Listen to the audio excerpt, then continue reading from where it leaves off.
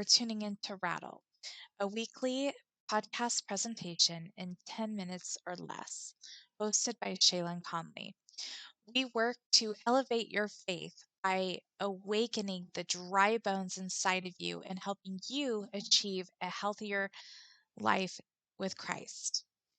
This podcast presentation is presented to you by Highly Prized Ministries, a collective of self published Christian authors who work to advance the kingdom of heaven one book at a time. Rattle, the podcast, is also presented by Prosperity Life Coaching, a collective of life coach professionals that advocate in pruning what needs to be removed to help clients move beyond the adversity and crises that once held them captive. Our aim is to teach others how to walk closer to Christ and embrace their victory mindset. Did you know that relationships are always going to be a two-way street? Did you know that what you contribute is equally important and valuable to what others contribute in the relationships they have with you? There are always going to be tug of war and Red Rover style seasons and circumstances where one friend is at the center of attention or the person in dire need of the other. However, it doesn't usually take a rocket scientist to know when we are being one sided in relationships. Culturally, I believe that it all started in the 1960s when feminist movements fought for the civil rights and freedoms for women to enter into the workforce.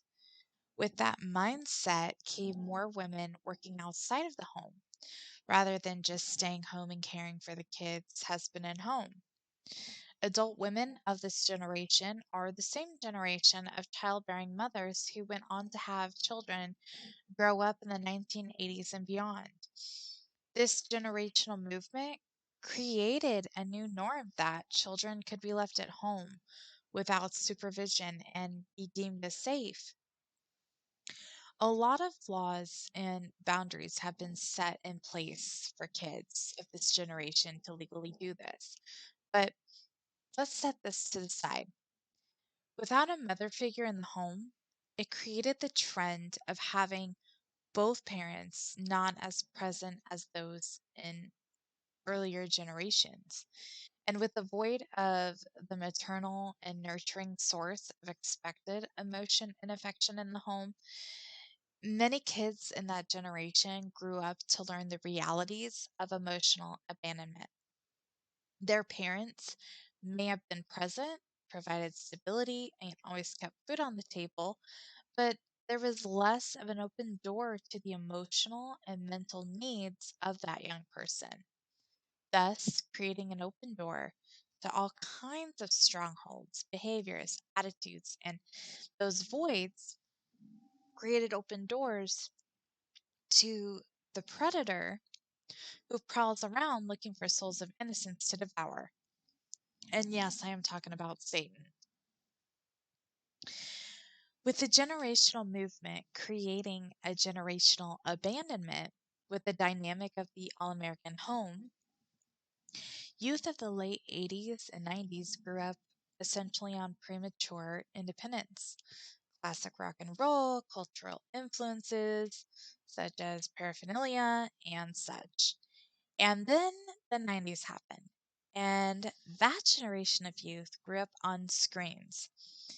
Both generations had doors flung wide open to trauma, abuse, addiction, and other sources of toxicities. Access to these sources of toxicities were easier, and there has never been a shortage of them since. And when we think about the easy access to these sort of spirit killing circumstances, we can also see that a lot of the way we maneuver within the world with other people stems from those traumatic circumstances. The emotional abandonment not only created a gateway to trauma, abuse, addiction, and etc., it also created a plethora of emotionally complex people. It hindered the emotional connection, comprehension, and consistency within people.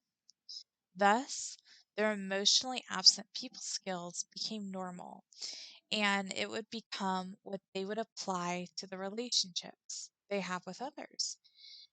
And we could use terms such as narcissism and other terms along the lines, but the reality is that the people of the last 30 years and the generations right under us have become prone to broken interpersonal tendencies.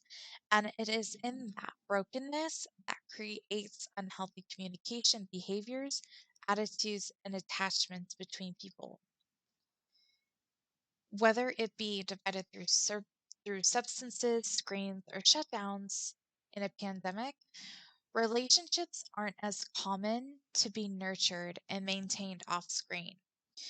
We have been blessed with these great advancements of social media and technologies to help us keep in touch with others.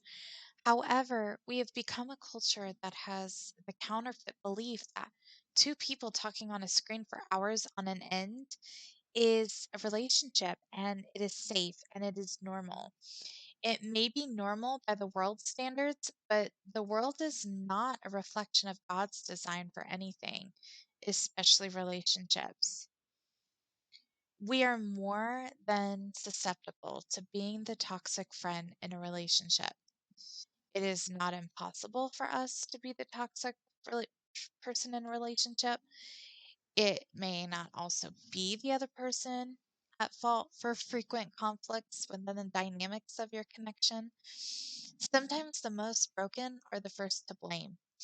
And having screen reliant relationships have conditioned people to treat those they claim to love as a source or an escape from their everyday lives that can't be found on social media or their phones. And instead of meeting for coffee to vent about a situation, we can now just pick up the phone, type a few words or several paragraphs, get what we need to out, and then move on. But how often do you do this and not make time for your friends on the other side of those messages to do the same to you?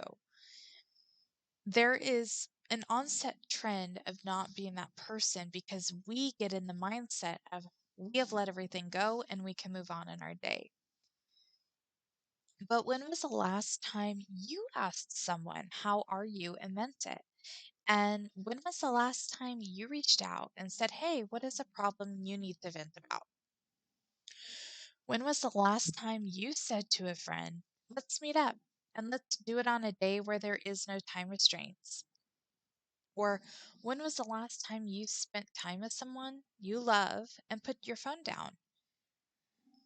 There is power in unity, and unity is not found through a keyboard. We are fed a counterfeit lie that they are, but they aren't.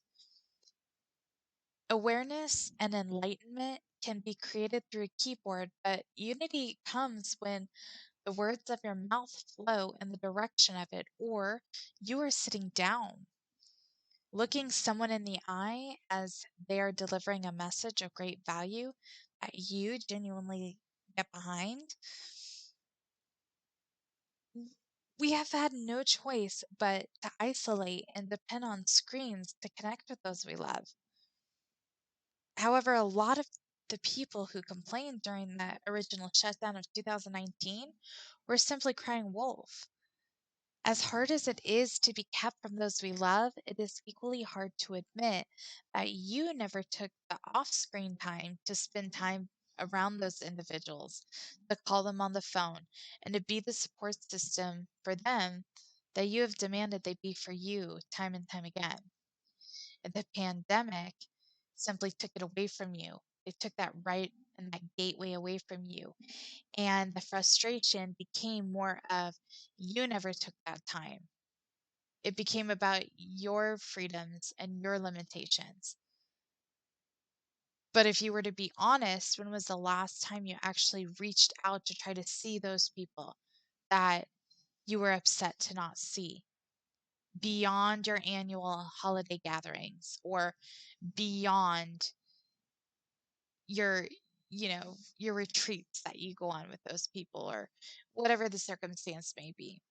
A lot of us cried wolf during that time. We pretended to be friends that for people that we really never had been. And the pandemic forced us to be honest about that. So, how healthy of a friend are you? Now is the time to evaluate if your unity is found through a keyboard or if it's found over a cup of coffee. You get to decide.